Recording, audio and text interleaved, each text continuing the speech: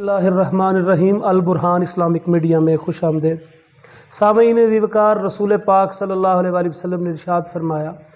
من قام رمضان ایمانا و احتسابا غفر له ما تقدم من ذنبه وما تاخر، کہ جس نے رمضان کی راتوں کا قیام ایمان اور اپنے گناہوں کی بخشش کے ارادے سے کیا، اس کے اگلے پچھلے تمام گناہ معاف ہو جائیں گے۔ قیام اللیل یا تراویح سنت موقدہ ہے۔ یہ اللہ کے رسول صلی اللہ تعالیٰ علیہ وآلہ وسلم نے تو 3 دن پڑھائی، لیکن حضرت سیدنا ابو بکر صدیق رضی اللہ تعالیٰ عنہ آپ کے زمانے سے لے کر سیدنا علی رضی اللہ تعالیٰ عنہ کے زمانے تک متواتر صحابہ اکرام پڑھتے رہے۔ آپ علیہ السلام نے 3 دن کیوں پڑھائی اور اس کے بعد کیوں نہیں پڑھائی؟ اس لیے کہ یہ خدشہ تھا کہ جب بھی آپ اپنی حیات مبارکہ میں کوئی عمل متواتر فرمایا کرتے تھے تو اس کے واجب اور فرض ہونے کا خدشہ ہوتا تھا، تو 3 دن آپ نے نماز تراویح پڑھا کر اس کو ترک کر دیا۔ لیکن اس کے بعد صحابہ کرام نے، خلفائے راشدین نے، حضرت ابو بکر نے، حضرت عمر نے، حضرت سیدنا عثمان نے، حضرت سیدنا علی نے اس کو متواتر طور پر پڑھایا اور باجماعت پڑھایا۔ اب باجماعت نماز تراویح حضرت ابو بکر صدیق کے دور میں صحابہ کرام مختلف ٹولیوں میں پڑھتے تھے، چند ایک صحابہ کسی ایک کے پیچھے کھڑے ہو گئے، چند ایک کسی ایک کے پیچھے کھڑے ہو گئے، اور حضرت عمر رضی اللہ تعالیٰ عنہ کے بھی دور میں ابتدائی طور پر اسی طرح انفرادن، منفردن اور فرادہ جماعت تراویح پڑھائی جاتی رہی۔ لیکن ایک مرتبہ حضرت عمر بن خطاب رضی اللہ تعالیٰ عنہ نے تمام گروہوں کو ایک قاری کے پیچھے یعنی ابی بن کعب کے پیچھے جمع فرما دیا، تو وہاں سے باجماعت باضابطہ طور پر تراویح کا ایک امام کے پیچھے کھڑے ہو کر سب کا مل جل کر ایک جماعت ایک امام، یہ وہاں سے سنت کی شکل میں پھر جاری ہوا۔ اس لیے تراویح کا درجہ جو ہے وہ دین میں سنت موقدہ ہے، کیونکہ صحابہ کرام نے اس کو باضابطہ طور پر پابندی اور تاکید کے ساتھ پڑھا ہے، اور اگر کوئی بالکل چھوڑ دیتا ہے، بلا عذر چھوڑ دیتا ہے، تو وہ گناہ گار ہوتا ہے۔ اب اہم مسئلہ ہوتا ہے کہ رکعت تراویح جو ہیں، تراویح کی رکعات کتنی ہیں؟ اس میں بعض لوگ شدت اختیار کرتے ہیں، بعض لوگ اتنا سخت رد عمل کا اظہار کرتے ہیں، یعنی امت میں اس مسئلے میں بہت کھچاتانی پائی جاتی ہے۔ کوئی اس بات پر بضد ہے کہ 8 رکعت تراویح جو ہیں وہ سنت ہیں، اور اس کے علاوہ جو ہیں وہ بالکل بدعت ہیں، گناہ ہیں، ناجائز ہیں۔ اور بعض دوسرے احباب ہیں کہ وہ 20 رکعت تراویح پر اصرار کرتے ہیں، اور وہ 8 کو بالکل ہی لغو اور لا یعنی قرار دیتے ہیں۔ یہ بالکل رویے دونوں ہی درست نہیں ہیں۔ اصل بات یہ ہے کہ حضرت عمر بن خطاب رضی اللہ تعالیٰ عنہ کے دور پاک میں اگر ان روایات کو جمع کیا جائے اور جمع بین الروایات اگر کیا جائے، اس اصول کی روشنی میں دیکھا جائے، تو مختلف قسم کے صحابہ کرام کے بارے میں ہمیں تراویح کی رکعات جو ہیں وہ مختلف ملتی ہیں۔ لیکن حضرت عمر کے زمانے میں اس پر اجماع ہو گیا تھا، صحابہ کرام کا اتفاق ہو گیا تھا کہ تراویح کی رکعات جو ہیں وہ 20 ہیں۔ تو اس لیے جب اس عمل کی تنقیح ہو گئی، یا یہ عمل بالکل واضح ہو گیا، اس پر صحابہ اکرام کا تعامل ثابت ہو گیا، اور پھر صحابہ اکرام کا اختلاف بعد میں نہیں ہوا، تو پھر اس پر اجماع صحابہ کی روشنی میں یہی لائق عمل ٹھہرا۔ لیکن اگر اس کے سے کہ کوئی اختلاف بھی کرتا ہے اور 8 پر اصرار کرتا ہے، تو بہرحال اس کو کچھ نہ کچھ ثواب ملے گا، لیکن سنت کا ثواب نہیں ملے گا، کیونکہ سنت جو ہے وہ بہرحال حضرت عمر بن خطاب رضی اللہ تعالیٰ عنہ کے دور میں متعین ہو چکی تھی، اور وہ عمل جو تھا وہ 20 تراویح ہی کا عمل تھا۔ تو اس لیے 20 تراویح جب پڑھی جائے گی تو پھر یہ عمل جو ہوگا وہ نبی علیہ السلام کی بھی سنت اور خلفائے راشدین کی سنت کے مطابق ہوگا۔ اب میں نے یہاں پہ 2 لفظ استعمال کیے، ایک یہ کہ نبی علیہ السلام کی سنت، اور دوسرا یہ استعمال کیا کہ خلفائے راشدین کی سنت۔ تو اس میں جو میں پہلا حوالہ آپ کے سامنے پڑھنے لگا ہوں وہ امام ابن ابی شیبہ کی کتاب ہے المصنف، مصنف ابن ابی شیبہ، یہ اس کی 2 جلد ہے اور صفحہ نمبر 284۔ اس پر روایت کرتے ہیں حضرت عبداللہ ابن عباس، وہ کہتے ہیں کہ انا رسول اللہ صلی اللہ تعالی علیہ وسلم کانا یصلی فی رمضان 20 رکعۃ والوتر، حضرت ابن عباس فرماتے ہیں کہ رسول پاک صلی اللہ تعالیٰ علیہ وآلہ وسلم رمضان میں 20 رکعت تراویح پڑھایا کرتے تھے اور 3 رکعت پڑھایا کرتے تھے۔ یہ روایت حضرت ابن عباس سے مصنف ابن ابی شیبہ جلد دوم کے صفحہ نمبر 284 پر ہے، یعنی نبی علیہ السلام کا بھی اپنا عمل مبارک جو تھا وہ 20 رکعت تراویح کا تھا۔ اب دوسری بات جو میں نے کی وہ یہ کہ خلفائے راشدین جو تھے وہ بھی 20 رکعت تراویح پڑھا کرتے تھے، پڑھایا کرتے تھے۔ تو اس کے لیے دوسری روایت جو میں نے جس کتاب کا انتخاب کیا، جس کے بارے میں شاہ ولی اللہ صاحب محدث دہلوی فرماتے ہیں کہ اس کتاب کی تمام روایات درست ہیں۔ یہ کون سی کتاب ہے؟ یہ موطا امام مالک ہے، موطا امام مالک، اور اس کی روایت کرتے ہیں موطا امام مالک۔ اس کے راوی ہیں یزید بن رومان، وہ فرماتے ہیں انہو قال کان الناس یقومون فی زمان عمر بن الخطاب فی رمضان ب23 رکعۃ، کہتے ہیں کہ حضرت عمر، یزید بن رومان روایت کرتے ہیں، کہتے ہیں کہ حضرت عمر کے عہد خلافت میں لوگ 23 رکعت ادا کیا کرتے تھے، 23 رکعت، 23 رکعت، یعنی 20 رکعت تراویح اور 3 رکعت وتر۔ تو اب یہ حضرت امام مالک کی موطا ہے، موطا امام مالک، جس میں حضرت یزید بن رومان جو ہیں وہ حضرت عمر بن خطاب رضی اللہ تعالیٰ عنہ کے دور کا عمل بیان کر رہے ہیں کہ لوگ کتنی رکعتیں پڑھا کرتے تھے۔ اب یہ تو حضرت عمر رضی اللہ تعالیٰ عنہ کا زمانہ مبارک ہے۔ اسی طرح مصنف ابن ابی شیبہ میں اگر صفحہ نمبر 283 پر دوسری روایت ہے ابو الحسناء سے، وہ کہتے ہیں کہ ان علی امر رجلا یصلی بہم فی رمضان 20 رکعۃ، وہ کہتے ہیں کہ مولا علی رضی اللہ تعالیٰ نے، سیدنا علی نے رمضان میں ایک شخص کو حکم دیا کہ وہ لوگوں کو 20 رکعت تراویح پڑھائے، یعنی سیدنا عمر بن خطاب کا زمانہ اور آپ کے زمانے میں آپ کے حکم سے 20 رکعت تراویح کا پڑھایا جانا، پھر سیدنا علی کا ایک شخص کو حکم دینا اور آپ کے زمانہ مبارک میں اس شخص کا بھی لوگوں کو 20 رکعت تراویح پڑھانا۔ اسی طرح سنن الکبری البہقی میں امام بہقی روایت کرتے ہیں، وہ کہتے ہیں کہ حضرت عثمان رضی اللہ تعالیٰ عنہ کے دور میں بھی لوگ 20 رکعت تراویح پڑھا کرتے تھے، اور لوگ اتنا لمبا قیام، اور حضرت عثمان خود پڑھاتے تھے، تو حضرت عثمان تراویح میں اتنا لمبا قیام کرتے تھے کہ لوگ لاٹھیوں کے سہارے پر کھڑے ہوا کرتے تھے، یعنی وہاں پر بھی 20 رکعت تراویح کا عمل ملتا ہے۔ اسی طرح امام ترمذی، یہ سنن ترمذی ہے جس کو جامع ترمذی بھی کہا جاتا ہے، تو امام ترمذی رحمہ اللہ تعالی صحابہ کرام کا عمل اور ان کے ادوار میں جو مختلف عمل ہوتے رہے ان کو بیان کرتے ہیں۔ امام ترمذی فرماتے ہیں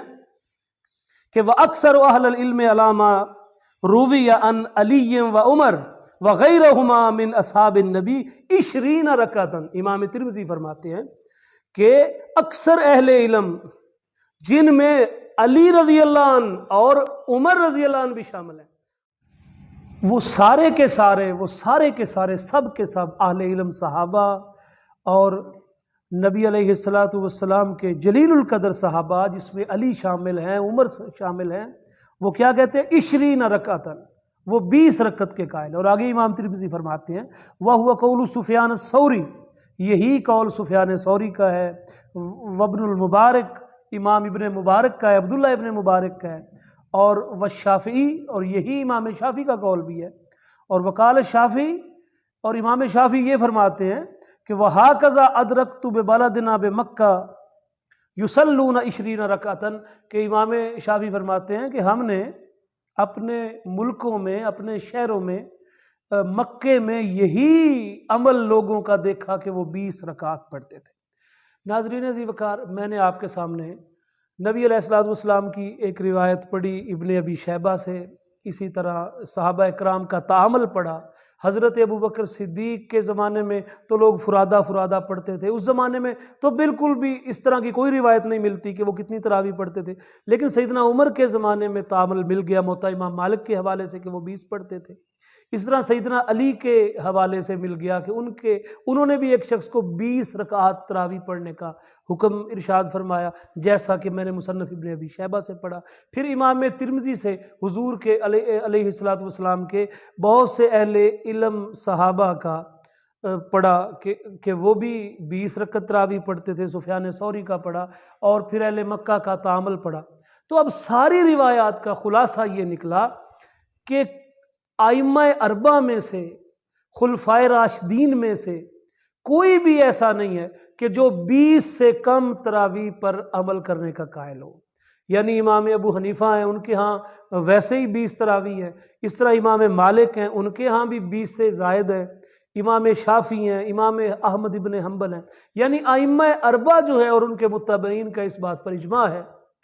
کہ وہ 20 رکعت تو کم از کم پڑھا کرتے تھے۔ ہاں کسی کے ہاں 20 سے زائد ہیں، کوئی 36 پڑھا کرتا تھا، کوئی 41 پڑھا کرتا تھا، کوئی اس سے زیادہ، لیکن کم از کم 20 رکعات پر سب نے اتفاق کیا۔ اور بالکل اسی طرح امام ابن تیمیہ نے بھی اپنے فتاوی جات میں 20 رکعت تراویح کو ثابت مانا ہے اور سنت مانا ہے۔ اب اس سے آگے جب بڑھتے ہیں تو پھر بڑے بڑے جلیل القدر ائمہ جن میں امام غزالی شامل ہیں، وہ بھی احیاء العلوم میں 20 رکعت تراویح کو سنت قرار دیتے ہیں۔ اسی طرح حضرت سیدنا شیخنا و شیخ مشائخنا حضرت سیدنا شیخ عبد القادر جیلانی رحمہ اللہ تعالی، آپ بھی اپنی غنیۃ الطالبین میں 20 رکعت تراویح کو ہی سنت قرار دیتے ہیں۔ یعنی اور اس کے علاوہ اگر بہت سارے اور بھی تابعین، تبع تابعین کے نام گنوائے جائیں تو ان کا طرز عمل جو ہے وہ بھی امام ابن ابی شیبہ نے بیان کیا ہے، اور وہ اس میں فرماتے ہیں کہ بہت سارے تابعین جو تھے وہ بھی اسی بات کے قائل تھے۔ مثلا وہ فرماتے ہیں کہ حضرت نافع بن عمر کی روایت بیان کرتے ہیں، کہتے ہیں کہ ابن ابی ملیکہ جو تھے وہ ہمیں 20 رکعت تراویح پڑھایا کرتے تھے۔ یہ مصنف ابن ابی شیبہ میں بہت سارے تابعین اور تبع تابعین کا پورا ایک چیپٹر ہے کہ کم یصلی فی رمضان من رکعت، کہ رمضان میں کتنی رکعت تراویح پڑھی جائے۔ اس باب کے چیپٹر کے تحت انہوں نے بے شمار روایات درج کی اور سب کی سب اس بات پر دلالت کرتی ہیں کہ تراویح جو تھی وہ 20 رکعت ہی کا معمول تھا۔ اسی طرح عبد العزیز بن رفیع کہتے ہیں کہ کان ابی بن کعب، کہ ابی بن کعب جو صحابی رسول تھے، یصلی بالناس فی رمضان بالمدینہ 20 رکعۃ ویؤتر ب3، کہ ابی بن کعب بھی لوگوں کو مدینہ میں رمضان میں 20 رکعت تراویح پڑھایا کرتے تھے اور بعد میں ساری نماز کو 3 رکعت وتر پڑھ کے طاق بنا دیا کرتے تھے۔ اسی طرح ابو اسحاق جو ہیں وہ حارث سے روایت کرتے ہیں کہ انہوں نے بھی رمضان میں لوگوں کو 20 رکعت تراویح پڑھائی اور 3 وتر پڑھائے، اور رکوع جانے سے پہلے انہوں نے قنوت پڑھا۔ اسی طرح عطا کا بہت بڑا جو مقام ہے، حضرت عطا جو ہیں، عطا بن ابی رباح، وہ کہتے ہیں ادرکت الناس، کہ میں نے لوگوں کو ہمیشہ اسی حال میں دیکھا ہے، وَهُمْ يُصَلُّونَ ثَلَاثًا وَعِشْرِينَ رَكَعَةً بِالْوِتْرِ، کہ وہ وتر کو ملا کر 23 رکعتیں پڑھنے کے قائل تھے۔ اسی طرح بے شمار روایات جو ہیں وہ اس بات پر دلالت کرتی ہیں کہ صحابہ اکرام کا، خلفائے راشدین کا تعامل جو تھا وہ 20 رکعت پر تھا، نبی علیہ الصلوۃ والسلام کا عمل مبارک جو تھا وہ بھی 20 رکعت پر تھا۔ اسی طرح پھر بعد میں جب ائمہ اربعہ آئے جو مجتہدین تھے، جن کو ائمہ اربعہ کہا جاتا ہے، فقہائے کرام کہا جاتا ہے، ان کا اور ان کے پیروکاروں کا عمل جو تھا وہ بھی آپ مغنی امام ابن قدامہ میں دیکھ سکتے ہیں کہ وہ بھی کم از کم 20 اور زیادہ سے زیادہ مختلف بھی تھا۔ امام ترمذی کا بتایا، امام ترمذی نے تو بصراحت حضرت عمر اور حضرت علی کا نام بھی لیا ہے کہ یہ 20 رکعت تراویح کے قائل تھے۔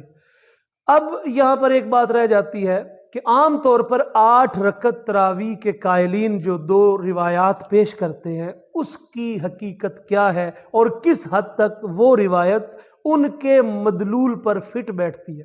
وہ روایت بیان کرتے ہیں حضرت ام المومنین عائشہ صدیقہ رضی اللہ تعالیٰ عنہ کی، کہ حضرت ام المومنین عائشہ صدیقہ رضی اللہ تعالیٰ عنہ آپ یہ بیان فرماتی ہیں کہ رسول پاک صلی اللہ علیہ وآلہ وسلم رمضان اور غیر رمضان میں 8 رکعت سے زیادہ نہیں پڑھتے تھے۔ لیکن یہ روایت اگر اس پر غور کیا جائے تو یہ 8 تراویح کے بارے میں بالکل بھی کوئی ایسی مسکت دلیل نہیں ہے، بالکل واضح نہیں ہے، کیونکہ حضرت عائشہ ام المومنین نبی علیہ السلام کی اس نماز کے بارے میں بتا رہی ہیں کہ جو رمضان اور غیر رمضان دونوں میں ہوا کرتی تھی، لیکن تراویح ایک ایسی نماز ہے کہ جو صرف رمضان میں ہوتی ہے۔ اور پھر دوسری بات ہے کہ نبی علیہ السلام کی نماز جس کو ام المومنین بیان فرما رہی ہیں، صحیح بخاری میں بھی ہے، صحیح مسلم میں بھی ہے، وہ روایت دراصل اس حال میں کہ آپ تنہا وہ نماز پڑھا کرتے ہیں، لیکن ساری امت جانتی ہے، امت کا اس بات پر اجماع ہے کہ تراویح جو ہے وہ جماعت کے ساتھ پڑھی جاتی ہیں، اور جماعت کے ساتھ ہی وہ مسنون بھی ہیں۔ اسی طرح ایک اور روایت پیش کی جاتی ہے موطا امام مالک کے حوالے سے، کہ وہ موطا امام مالک میں کہ حضرت عمر رضی اللہ تعالیٰ نے بھی حکم دیا کہ 11 رکعت پڑھی جائے، لیکن وہ روایت اتنی مضطرب ہے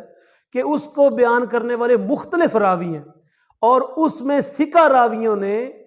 اس راوی کی مخالفت کی ہے، اس لیے وہ روایت بھی اس حد تک نہیں ہے کہ اس روایت کو ہم 20 رکعات والی روایات کے ساتھ اس کا موازنہ کیا جا سکے، اور خاص کر جب امت کا ایک تواتر آ رہا ہے، جب امت کا ایک تواتر عملی آ رہا ہے، خلفائے راشدین سے لے کے اب تک امت متواتر ایک عمل کر رہی ہے جس کو تلقی بالقبول کہتے ہیں۔ تو تلقی بالقبول کی جو مضبوطی ہے، جو اس کی حجت ہے، اس کے ساتھ یہ قول ٹکرانے کی طاقت نہیں رکھتا، اس قول میں اتنی وثاقت نہیں ہے، اس قول میں اتنی ثقاحت نہیں ہے کہ امت کے ایک متواتر 20 رکعت عمل کے خلاف اس قول کو شاذ قرار دیا جا سکتا ہے، مضطرب قرار دیا جا سکتا ہے۔ اور اس میں یہ ایک بات بتاتا چلوں کہ بعض اوقات یہ جو 20 رکعت تراویح والی روایات ہیں، ان کے رد میں بہت سارے لوگ یہ کہہ دیا کرتے ہیں کہ مثلا امام ابن ابی شیبہ نے جو نبی علیہ السلام سے روایت کی کہ اس کی سند ضعیف ہے، لیکن بات سن لیں کہ امت کا ائمہ حدیث کا یہ قاعدہ ہے، انہوں نے اصول حدیث میں لکھا ہے کہ تلقی بالقبول، یعنی امت جس روایت پر نسلاً بعد نسلاً کرنن بعد کرنن ہر عہد بعہد عمل کرتی جا رہی ہو، امت کے ائمہ اور محدثین نے اس پر عمل کیا ہو، تو اس روایت کا اگر کوئی اس میں ضعف بھی پایا جائے تو امت کا قبول کرنا اتنی بڑی حجت ہوتا ہے کہ وہ روایت کی جو کمزوری ہے اس کو دور کر دیتا ہے۔ اور یہ تلقی بالقبول کے بارے میں سب سے پہلے میں جس ہستی کا حوالہ پڑھ رہا ہوں وہ علامہ ابن کثیر ہیں۔ وہ اپنی کتاب اختصار علوم الحدیث کے صفحہ نمبر 29 اور 30 پر یہ بات لکھتے ہیں کہ تلقی بالقبول حجت ہے، یعنی ایک ایسا عمل کہ جس کو امت میں تواتر اور شہرت ملی ہو، اس عمل میں اتنی طاقت ہے کہ اگر اس کے مد مقابل کوئی ایک روایت ایسی آ جائے تو اس کے اندر اتنی حجت نہیں ہوتی۔ اسی طرح علامہ ابن حجر اسقلانی نے النکت علی الکتاب ابن الصلاح، انہوں نے اپنی اس کتاب میں بھی تلقی بالقبول کو حجت مانا ہے، صفحہ نمبر 376 اور 377 پر۔ اسی طرح امام سخاوی نے فتح المغیث میں یہ قاعدہ بیان کیا ہے کہ تلقی بالقبول حجت ہے۔ اسی طرح امام شافعی نے اپنی کتاب الرسالہ میں یہ اصول بیان کیا ہے کہ تلقی بالقبول حجت ہے۔ تو گویا اس ساری بحث کا یہ نتیجہ نکلا کہ خلفائے راشدین کے عہد مبارک، ائمہ اربعہ کے طرز عمل اور کثیر امت کے ائمہ کرام کے، حتیٰ کہ غیر مقلدین کے بہت بڑے امام ابن تیمیہ کے بقول 20 رکعت تراویح سے کم کو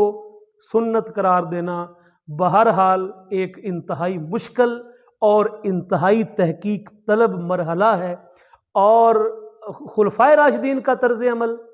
اس باب میں اتنا زبردست ہے کہ خود میرے آقا صلی اللہ علیہ وآلہ وسلم نے ارشاد فرمایا علیکم بسنتی وسنت الخلفاء الراشدین المہدیین، کہ تم پر لازم ہے کہ میری سنت کو اختیار کرو اور میرے ہدایت یافتہ خلفائے راشدین کی سنت کو اختیار کرو۔ اور یہ 20 رکعت تراویح کا معاملہ میرے آقا علیہ الصلوۃ والسلام کی سنت سے بھی اور آپ کے خلفائے راشدین کی سنت سے بھی اور پھر بعد میں آنے والے ائمہ مجتہدین کی سنت سے بھی یہ بات ثابت ہے، مسرح ہے۔ اللہ ہمیں حق پر عمل کرنے کی توفیق عطا فرمائے۔ وَأَقُولُ قَوْلِي هَٰذَا وَأَسْتَغْفِرُ لِلْمُؤْمِنِينَ وَالْمُؤْمِنَاتِ۔